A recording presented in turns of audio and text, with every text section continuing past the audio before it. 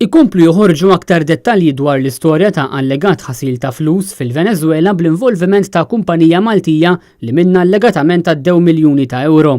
Il-kumpanija Maltija b'sidin Svizzeri hija Portman Capital Management Limited u l-Gazzetta Malta Today żvelat li l-Bank of Valletta kienet toffrila servizzi bankarji. Imma fl-2015 il-Bank of Valletta kien issottometta dak li jissejjaħ Suspicion Transaction Report, rapport li skont il-liġi tal-ħasil ta' flus kull bank huwa obbligat li jagħmel meta jkun hemm suspetti ta' ħasil ta' flus.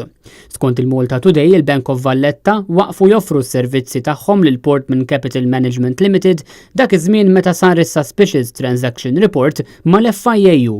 Fl-Istati Uniti, Portman Capital Management Limited qed tiġi investigata wara li qraba tal-President tal-Venezuela Nicolas Maduro kienu involuti fil-ħasil ta' aktar minn 9 biljun euro li kienu ġejjin mill-kumpanija taż-żejt tal-Istat tal-Venezuela, il-kumpanija Petróleos de Venezuela. Skont ir-rapporti imbagħad porzjon qawwi ta' dawn il-flus daħlu fil-kumpanija Maltija lejn l-aħħar tal-2014 u bidu tal-2015.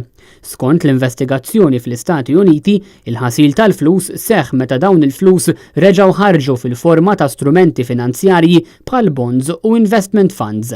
Imma skont il-Malta Today, direttur tal-kumpanija Portman Capital Management Limited qal li ma kienx jaf li l-kumpanija kienet ġiet identifikata fl-investigazzjonijiet ġewwa l-Istati Uniti.